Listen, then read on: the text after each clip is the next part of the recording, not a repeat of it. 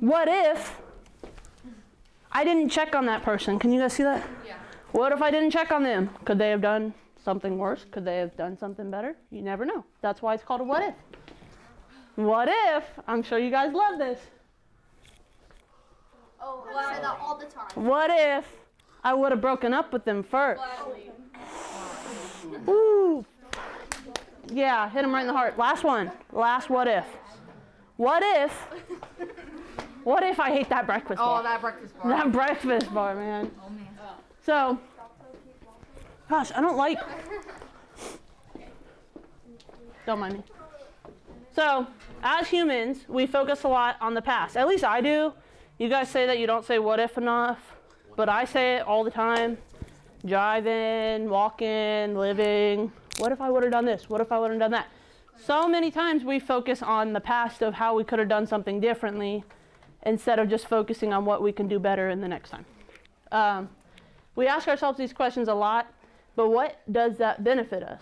Unless we look at it from a forward perspective. Like I was just saying, we can look at our past and be like, well, if I would have done that, this would have happened. And what if I did this? This could have happened. We look at our past, but instead, we need to have a forward-focused what if. So if God called you to do something or someone offered you a job, like what could this bring me? Think positive, think hope for the future, because a forward perspective can give us that hope of what's to come, but a past perspective will only give us regrets. So we're going to discuss some individuals, some different peoples. Some of you may know them, have heard of them. Some of you, this might be your first time ever hearing of these peoples. That they decided to take that what if, or as you saw in my title, the day one day. Like you can say, oh, one day I'll do that. One day I'll get to that. Or you can say, this is my day one, this is what I'm doing it. So we're going to talk about some individuals that turn their one day ... to their day one, period. So, sorry, did y'all not like my period? Okay, how many of you guys have heard of Abraham? Or in this text, it's Abram, which is his earth-given name, but his God-given name was Abraham. So I call him Abraham. The text calls him Abram, at least in this section. Same guy. The more you know. How many of you guys have heard of him? Yes. Good amount. So, if you have your Bibles and want to turn to Genesis chapter 12, or I don't know when I heard this, and somebody called this the Sky Bible. It'll also be on the Sky Bible. You ever heard that? Like it's, I don't know. Genesis chapter 12. I'll give a second for you guys to turn there. Yeah, I'll give you, a second. Well, you can get there at some point. We're going to go and read Genesis chapter 12. So, chapter 12, verse 1. The Lord had said to Abram, or Abraham, go from your country, your people, and your father's household to the land I will show you. I will make you into a great nation, and I will bless you. I will make your name great, and you will be a blessing. I will bless those who bless you, and whoever curses you, I will curse. And all peoples on the earth will be blessed through you. So, if you can't see the beautiful little italicized. So, Abram went as the Lord told him. He took the step. He said, oh, I'm not going to say one day, Jesus, one day I'll do that. No, he got up. He moved. He picked up all of his stuff. He took his wife and Lot and moved to this new land, not knowing what God is going to do for him. Other than that, he said that he will bless him. And if any of you don't know, Abraham was 75 when God called him to up and move his entire life to this new land. 75. That's like above life average, I believe, nowadays, right? No, I think it is average. Is that average? Okay. 80? Is it not 80? I don't know. I know for a female and a male, the life average is a little different, and a male's is lower than a female's. And Abraham was 75, which is still crazy to me. How many of you guys in this room know somebody, because I know y'all are young, that is even 75 or older? Okay, there's a lot more people than I thought. Y'all got young families. Well, didn't have U-Haul to take all their stuff. So That's they true. had to, take donkeys and horses and Exactly. That's crazy. So, I cannot see what it is. Later in the chapter, which these little individual talks are just like a nice little super speed talk of each individual till we get to the last guy, who's my favorite. So later in the chapter, God reveals to Abraham that he will bless Abraham's offspring with this land, and he instructs him to build an altar there, and he did. Abraham did not know that this was coming when God had called him to up and move his entire life to this new area. He did know that God said he would bless him. Not in what way, he didn't know. But he decided to follow God and take that step in order to see what God brought him, and he brought him a blessing of blessing Abraham's offspring. Do you guys know what the offspring are? Yes. Children. The babies, and the babies' babies, and the children's, and Ancestry.com of like all the way down. So that is what God blessed Abraham with. Abraham was an older man, but he still put his trust in God in order for God to bless his offspring. Just like some people would say, oh, he's too old to be able to do that, but God still provided for him. Some people may look at you and say, oh, you guys are too young to be preaching the gospel. You're too young to be standing up here talking to people about Jesus. But yet, God still calls you for it, and you take that step. Next, guys, multiple guys. Jesus' disciples, which is, there's plenty of times throughout the Bible that God called somebody and they came, but we're going to talk about just a few. These, in retrospect, Simon called Peter and Andrew, who were brothers, and then James and John, right? Yes. So, we're going to talk about specifically from Matthew chapter 4, verses 18 through 22, when Jesus called his disciples to, be his disciples. Kind of a big turning step in these guys' lives. So let's talk about them. As Jesus was walking beside the Sea of Galilee, he saw two brothers, Simon, called Peter, and his brother Andrew. They were casting a net into the lake, for they were fishermen. Come, follow me, Jesus said, and I will send you out to fish for people. At once, very high emphasis on the at once part. They left their nets and they followed him. Going on from there, he then saw two other brothers, James, son of Zebedee, and his brother John. And they were in a boat with their father Zebedee, preparing their nets because they were fishermen. Jesus called them, and immediately they left their boat and their father, and they followed him. If these disciples were to have missed a chance to follow Jesus, they would have missed some, key components that if they wouldn't have decided to follow him, they would have missed some cool stuff. Like, let's just rattle off a few. They could have missed the countless teachings that Jesus did because they were getting to follow with him, the miracles that he performed, the healings, and more that Jesus was able to do. They could have missed the opportunities that Jesus gave them to then carry on his work, to then go on this new charge in their life where they were once fishermen, but God gave them this new breath and were able to go on and carry on a new life for him. They could have missed Jesus' resurrection. They could have been on the outskirts of it rather than being like one of the first ones Jesus came to. They could have missed all these things, but instead they said, oh, okay, I'll come follow you, Jesus. And they did. And there are many other, events, opportunities, blessings that I don't have the time to sit here and write it all down. It's in this book called the Bible if you guys want to read about it. There's like 66 books you guys could read about. It's really cool. Plenty of those that they could have missed if they chose not to immediately follow Jesus when he said, come follow me. But they took that step. They dropped their nets. They followed him when he told them to follow him. You don't see that. So, we're going to talk about one more guy. And personally, he is the one that I resonate the most when I was going through and looking at these different individuals. We're going to talk about Peter, which you guys saw.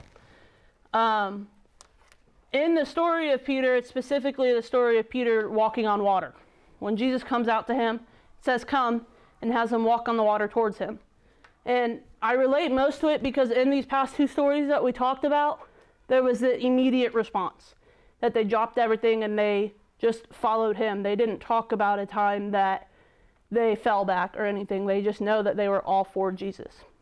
But with Peter, when Jesus walked out of the water, told him to come, Peter steps out of the boat and he starts to follow Jesus. And then something happens. What happens to Peter after a little bit? He starts to sink. So I feel like that's a lot of our personal walks. We can have like these big charge up moments. We're like, yeah, Jesus, I'm all for you. And then all of a sudden the wind and the world hits you from side to side and you just start to sink. But there's a cool part to this story. So we're going to go through and read it and then I'll talk about it in a minute. Matthew chapter 14, verses 22 to 33. If y'all want to turn to it, you can. If not, let me get a drink.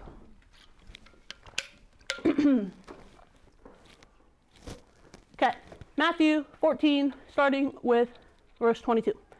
Immediately, Jesus made the disciples get into the boat and go on ahead of him to the other side while he dismissed the crowd, because there was a big crowd that was crowding all of them, and they're like, just get in the boat.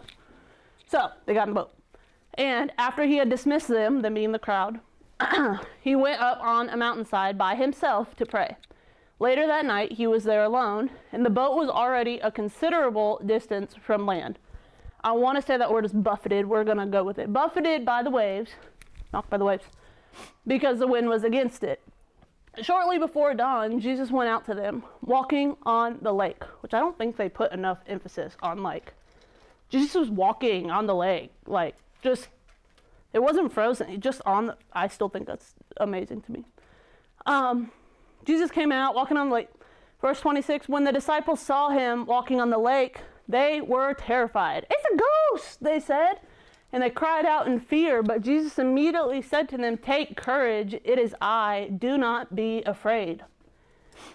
He says this, and then Peter replies, Lord, if it's you, tell me to come to you on the water. So we're going to pause there. As the people that Peter is in the boat with are freaking out, they're like, oh my God, it's just a ghost. Peter's like, hey, if that's you, tell me to come out there. You want to know what Jesus says? Come. That's all he said. Come.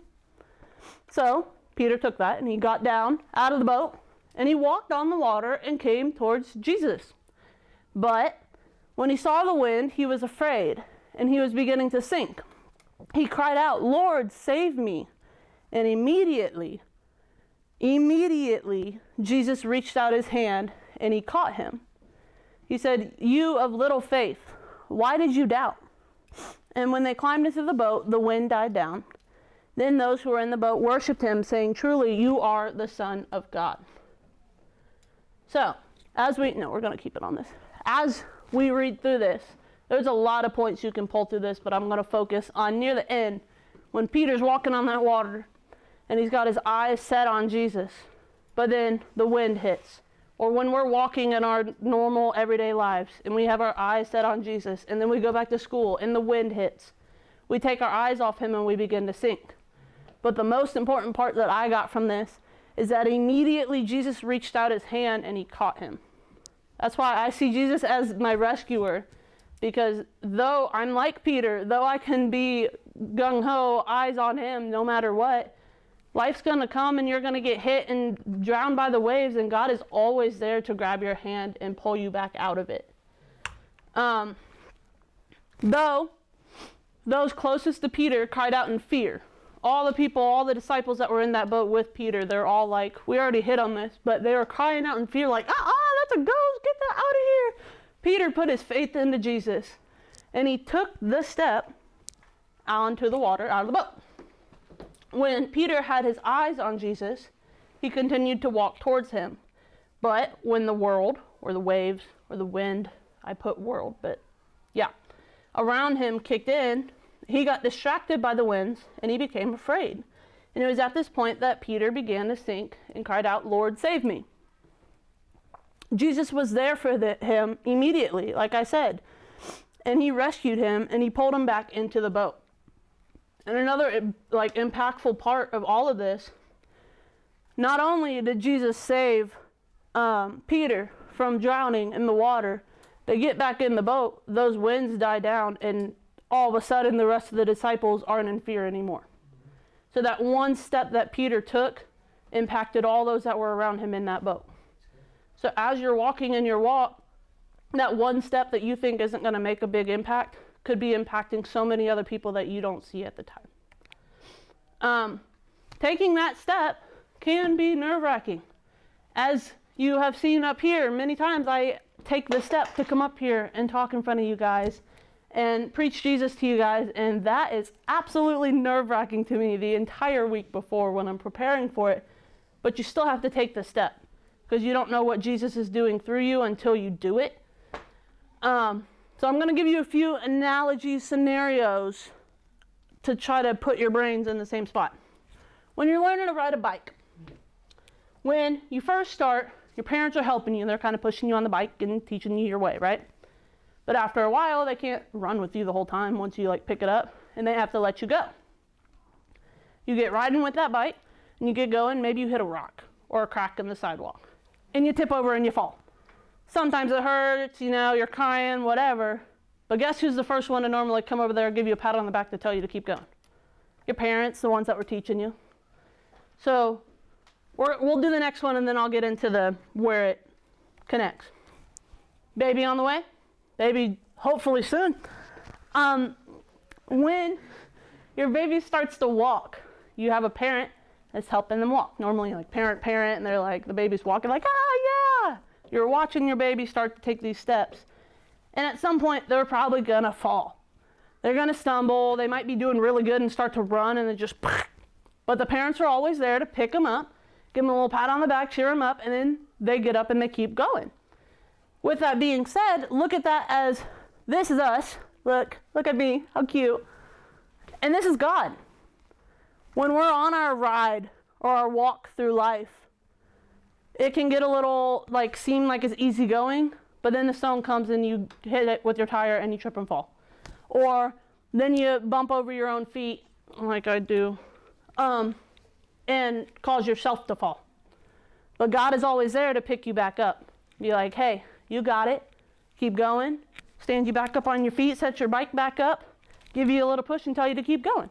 And that doesn't mean he's ever going to stop. He's going to keep doing it because Jesus immediately will rescue you from that situation when he knows you need that rescuing. There's times that you could be going through a battle and feel like, oh my goodness, I can't do it anymore, but God knows you can.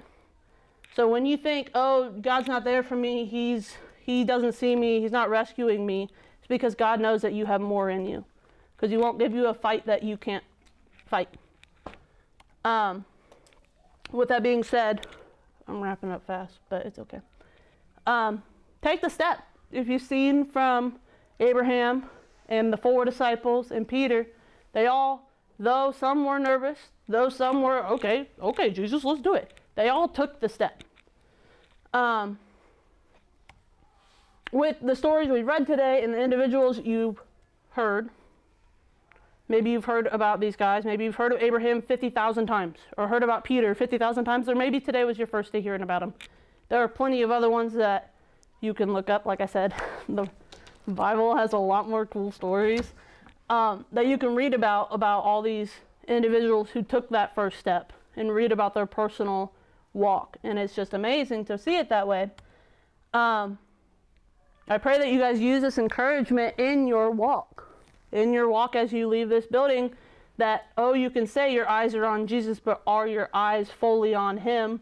Or your eyes looking at him, but getting beat around and you're facing away real fast? So, I don't know if you guys have heard of an accountability partner. When you're walking with someone, Ella, come here.